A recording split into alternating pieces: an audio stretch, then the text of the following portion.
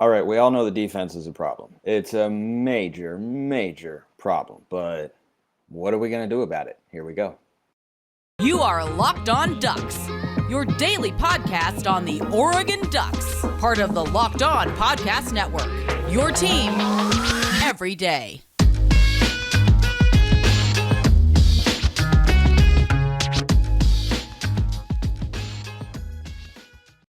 Yes, it is that time once again for Locked On Ducks. I'm your host, Spencer McLaughlin, live from Maui. Thanks so much for making this your first listen or your first view of the day. Part of the Locked On Podcast Network, your number one source to stay up to date with the Ducks. Like, comment, subscribe, please, if you haven't already. Today's episode brought to you by Bet Online. Bet Online has you covered this season with more props, odds, and lines than ever before. Bet Online, where the game starts. So there are a lot of metrics out there that I've seen, statistics where Oregon is in the same defensive category of teams like Akron, UConn, Vanderbilt, Rice. Anytime you're in the same category as food, no, not good. Yeah, the defense is an issue, and I think we all understand that. And I've gotten a lot of questions from people or comments about, why is it this bad? Why is this that way? Why is that this way? There are a lot of things to look at on the defensive side of the ball. And we start with Tosh Lupoi. And people are asking questions, not everybody, but some. I think it's warranted because though the defense wasn't great a season ago, does kind of seem like it's taken a step back. But it wasn't great a season ago either. I mean, the offense was a huge culprit in those blowout losses to Utah, but defense wasn't anything special. They certainly have more talent than what they are showing from a production standpoint at this point in time. I think we all understand that. For this season, can it be fixed? No. Can it be better? Yes. It can be better for the last couple of games. And I don't think the team has the mentality that, unfortunately I've seen some fans come in with, which is, there's nothing they can do. The last two games, not going to go well and all that sort of stuff. I understand why you're in that sort of mindset. But again, remember, this team was not led by the defense during that 8-game winning streak. It was the offense. And yeah, the defense was unusually bad. But that's the leading passer in the nation they just went up against. And he torched them for 400 yards, and they stunk. The defense was horrible. It was. And you're playing two good football teams here in the next couple of weeks. But you're not playing the best passing offense, I think, statistically in the country right now. You're not playing them. You're playing good teams, but you are not playing a team that is such a bad matchup. So there's still a lot to play for. Improvement can be made. And just looking at what Tosh Lupoi has done defensively, me personally, I'm tired of watching us play soft zone time and time again on third down. I'm tired of it. You give receivers a free release. You make it easy on them.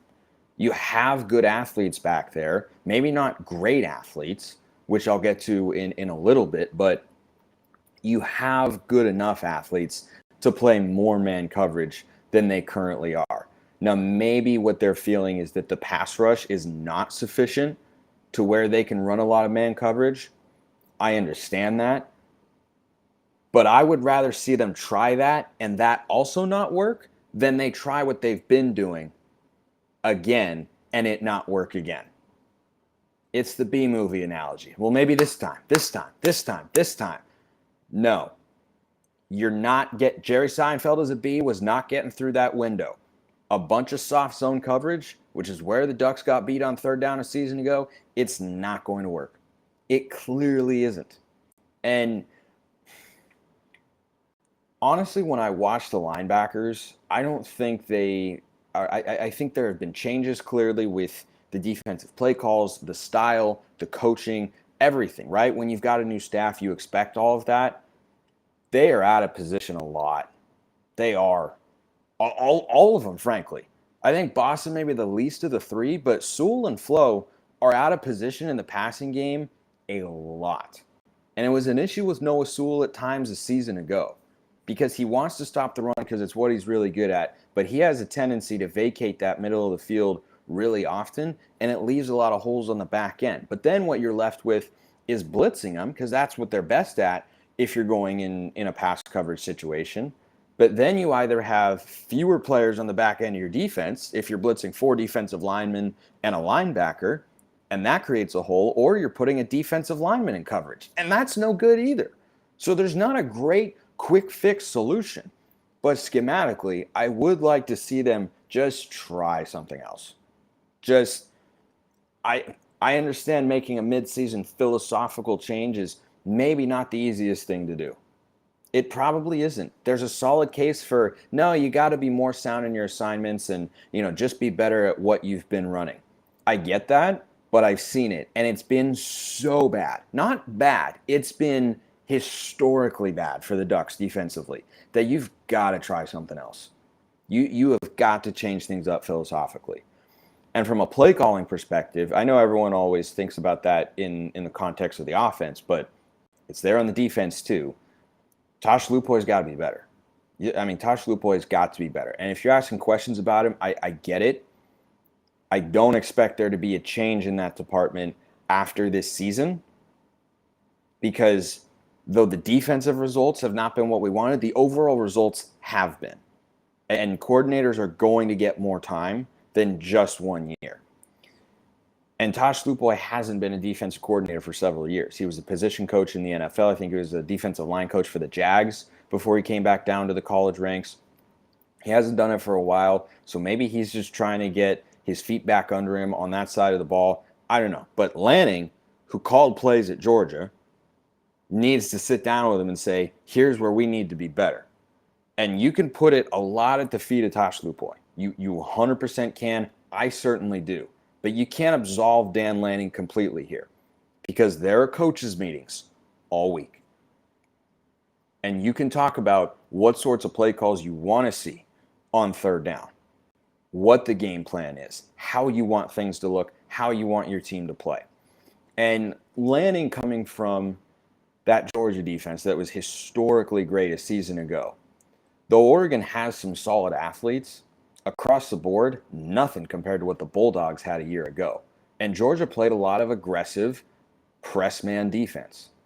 And I think what he's probably seeing is he does not trust the players on this Oregon roster right now to play that style of defense. Because are the guys that we have now comparable to what Georgia had a season ago? No.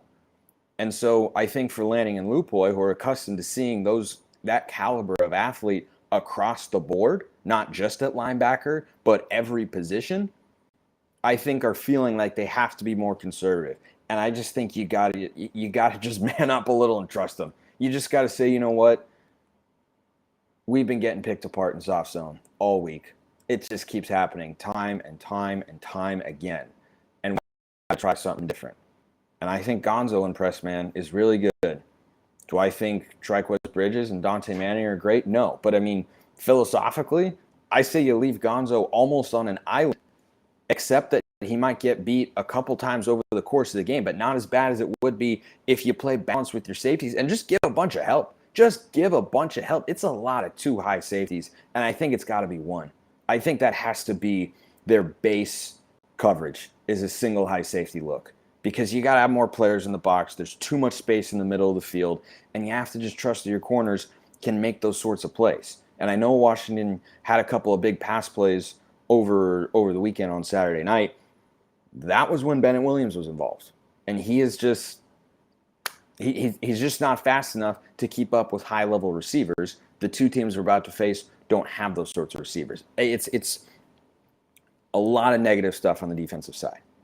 But there's an element of optimism that I do think is warranted here as you think about the future of this defense. I'll tell you about that after I remind you that if you have thought about securing your home with home security but have been putting it off, you'll want to listen up right now. Locked On Ducks listeners can order the #1 rated Simply Safe home security system for 50% off. It's their biggest offer of the year. You won't even find a bigger one at Christmas, and you won't want to miss it. In an emergency, 24/7 professional monitoring agents use Fast Protect technology exclusively from SimpliSafe to capture critical evidence and verify the threat is real so you can get the priority police response. Don't miss your chance to save big on the security system that I recommend, the only one, by the way. Get 50% off. 50% off any new Simply Safe system at simplysafe.com/lockedoncollege. This is their biggest discount of the year, so don't wait. That's simplysafe.com/lockedoncollege. There's no safe like Simply Safe. The optimism I've got defensively looking to the future is Lanning and Lupoi came in with a defensive unit that also struggled on third down a year ago. And aside from Kayvon Thibodeau, struggled to get after the passer. It's a lot of the same guys.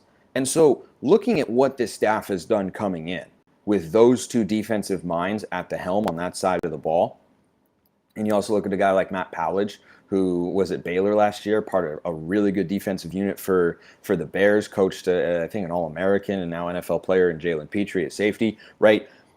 These are not, and you've heard this expression, I'm sure, several times before, their players. It doesn't mean they shouldn't be better, because they should.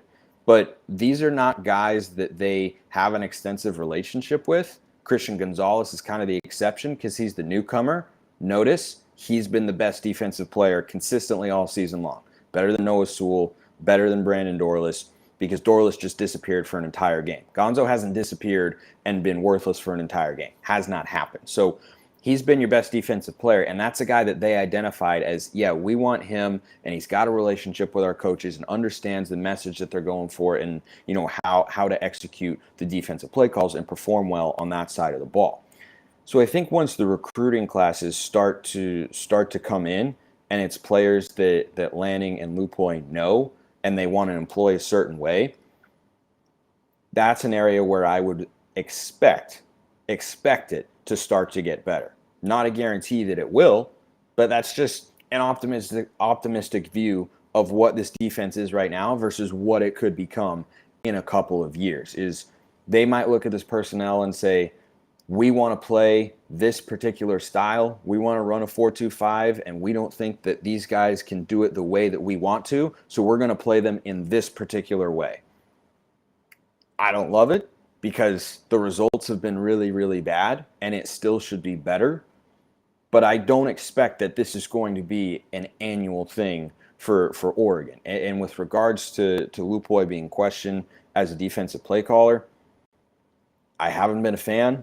They've been really bad situationally, but they were also bad situationally a year ago with a different defensive coordinator and a different staff and a different play caller, but a lot of the players were the same. So maybe you just need a massive changing of the guard at each position to really improve in that department. That's kind of the optimistic view of it. But with regards to whether or not Lanning would take play calling away from Tosh Lupoi this year, highly unlikely. Now, I said coming into the year, I want Lanning to keep calling plays. He is not. I wish he would. Like, if after the season Lanning said, yeah, I'm going to take over defensive play calling, I would be totally fine with that. But here's why it's not totally likely. Many of you know I work for Southern Utah University. I do their TV play-by-play, and I meet with their coaches regularly, including their football coach, Delane Fitzgerald, who's an awesome guy. And coming into the year, he'd hired an offensive coordinator who was not on his staff, or he didn't really know from his previous coaching stop at Frostburg State.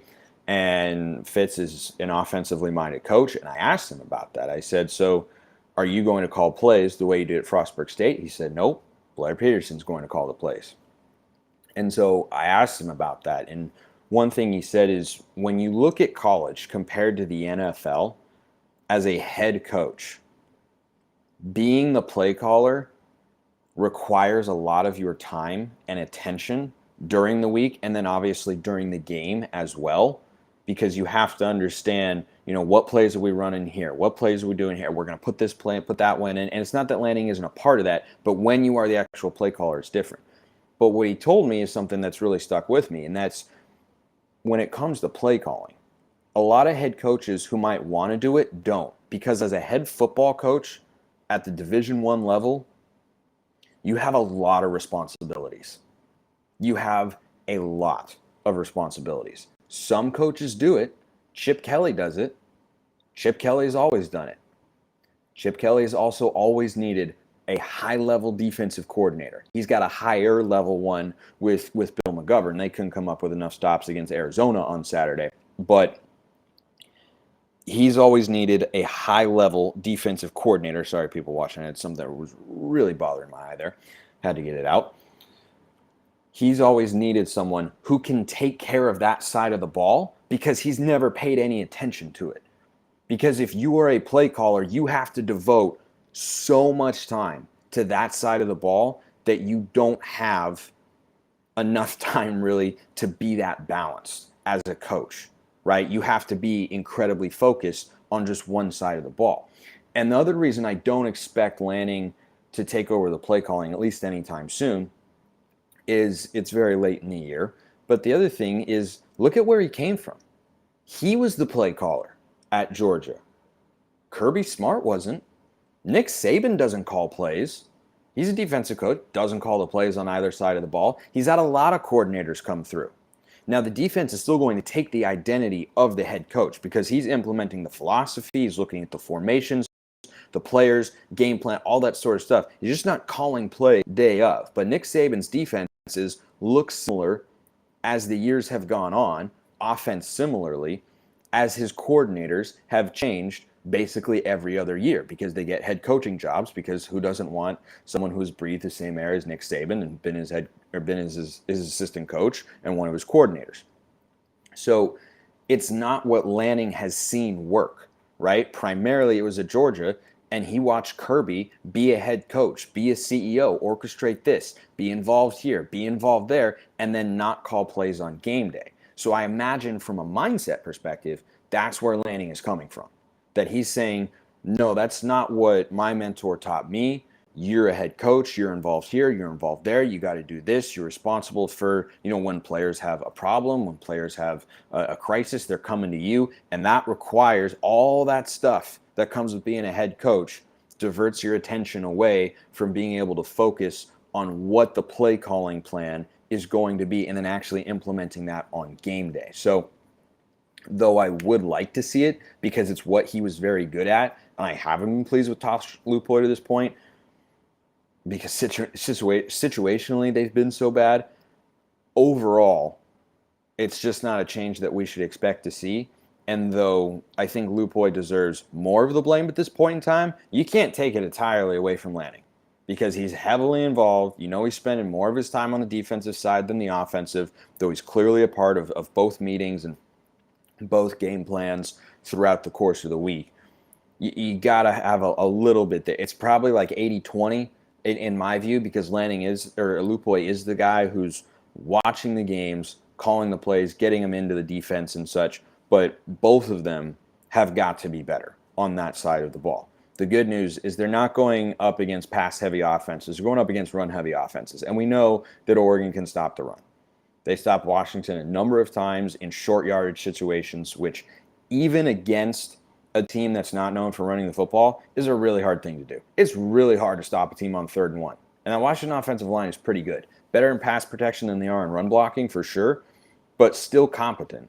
And when Oregon needed to, they made some stops. And I think philosophically, Utah and Oregon State don't present as much of a challenge as Washington did for how they're going to play. They might adjust. Oregon State doesn't have the personnel. Whether it's Chance Nolan or Ben Gulbranson, neither one are going to be able to do what Michael Penix did. Cam Rising, he could. He's got like one really good weapon, though, in Dalton Kincaid. Brant Keithy's injured. He's out for the year. Devon Vele is a solid receiver. They're not as weapons deep. They're going to try to be more balanced. It's part of their MO offensively. So that's the good news in the short term. And in the long term, the good news is this may be a situation where there are a lot of players that are there, that are solid football players, but not the guys, not the types of guys that Lanning and Lupoi want to execute this defense to run it at a high level. Oregon's not going to get in the college football playoff this year. If it were a 12-team model, they'd still have a chance. I'll tell you why I'm against the 12-team model, even for Oregon, after I talk to you about Bet Online, your number one source for sports betting info, stats, news, and analysis. Get the latest odds and trends for every professional and amateur league out there. From football to basketball to soccer and esports, we've got it all at BetOnline. And if you love sports podcasts, you can find those at BetOnline as well. We're always the fastest and easiest way to get your betting fix. Head to the website today or use your mobile device to learn more. BetOnline, where the game starts. So, someone asked a question last week, and I thought it was relevant given that Oregon just lost this game. I am an anti-college football playoff expansionist. I like the 14 model as is. It is not perfect. I am not here to tell you that there are not things I don't like. I talk about it all the time on Locked On Pac-12. The fact that UCLA last week, given their resume before the Arizona game, was 4 slots behind USC, absolutely ridiculous. That Clemson was in the top 10, absolutely ridiculous. However, those things often have a way of playing themselves out.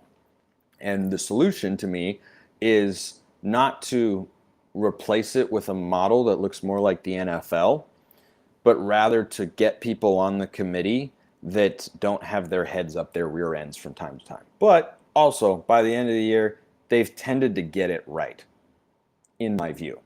Ballenstrand asked, hey, Spencer, I've got a quick one for LOD, that being Locked On Ducks, of course. What would you consider a more successful end of the season? A close or even dominant win in the Rose Bowl or a trip to the CFP and losing bad? He asked this before the Washington game, of course. And I don't mean just losing, but also not necessarily by 46 points, say 3 possessions or so. Thanks. This game is a perfect representation of why, even when looking at what it could mean for Oregon, though there would be some benefits for sure, I don't think college football playoff expansion is going to help. Because this Oregon team, this one, right now, as it is in its current makeup, assuming Bo Nix is able to come back healthy, don't know at this point in time, with that loss to Washington, could still get into a 12-team playoff. Because if you're a conference champion, I think they're going to have auto bids, so Oregon could get into that playoff. So what? So what if they could get into the playoff? Does anybody think that if this team played any of the top 4, whether it was Georgia again, whether it's Ohio State, whoever it is, TCU, yeah, they'd probably have a chance. Tennessee would probably throw for 500 yards. TCU might as well. Does anyone think this Oregon team in its current iteration can win a national championship? Answer, no, they cannot. Offense, good enough to do so. Defense, not close. But in a 12-team playoff, you could say, well, we could still get into the playoff. Yes, so that they can what?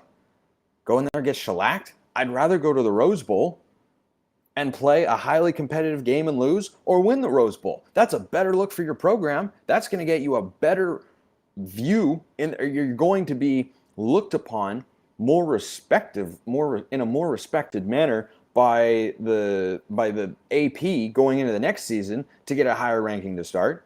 You're going to get more clout in the college football space if you win the Rose Bowl than get blown out in the college football playoff. And you're going to feel better about where your program is at. It's just the reality of it. And so I would rather win the Rose Bowl than lose in the college football playoff when I know the team can't get there. Now, on the whole, yeah, I'd rather be in the playoff than not. But I don't want to be in it because they expanded it to 12 teams. Because if they've expanded to 12 teams and then Oregon gets in, it's a team like this one or a team like 2019. And 2019 might have even been closer, but do we think that offense with Marcus Arroyo at the helm was ready to go? I mean, they put up like 200 yards of offense in the Rose Bowl. That was a defensively led team. Do we think that team going up against LSU was going to put up a good fight? Like Oklahoma went in there, got shellacked. Oregon won the Rose Bowl. What's a better feeling? What's a better feeling? To me, it's winning the Rose Bowl when you don't have a team that can win the national championship. And if you cannot get into the top 4 under this current model at the end of the year, then you're not a team capable of winning the national championship. We see a lot of games in the college football playoff that are blowouts anyway, because oftentimes the 4th team isn't good enough to win. But I agree with the 4-team model over 2 from what we had before, because when you look at the way the games have played out, a lot of them have been blowouts, but not all of them. And you should allow for that margin of error. You should allow for that sort of leeway. And I think the 4-team model does that sufficiently. But if you are not good enough as a football team to get into the top 4, then there's no point in saying like, well, we could have a chance to win national championship. No, it doesn't matter.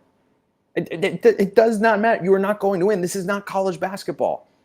Basketball is a sport that allows for a more level playing field because of the game, how it plays out, how much talent there is across the country. A team can get red hot and then go out, shoot a bunch of threes, make a bunch of threes. Other team is cold, and you can win a football game, or you can win a basketball game. You can't really do that in football. When the other team is better, they are going to dominate you way more often than not.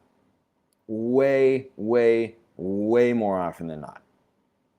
Comparing college football, college basketball, saying, well, you've got so many teams there. Yeah, you do, but it's not the same.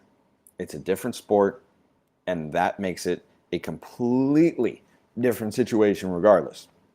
So I just think that there's no value to be added for Oregon of getting into a 12-team playoff when you know they can't win a national championship. I don't think that there's a whole lot of value to that. And I also treasure the college football regular season, and a 12-team playoff removes urgency significantly. Alabama would still be getting into the playoff right now. Season wouldn't be over. But now, by their standard, season's over. Clemson, season might be over. 12-team playoff, they could still get in. Yeah, I'm not a fan of that at all. And I don't think it helps Oregon. It doesn't get you any closer to where we want to go, which is get back to the national championship game. It does not change the equation at all. That is why, in a nutshell, I'm against expansion. Appreciate everyone listening. Have a wonderful rest of your day, and go Ducks.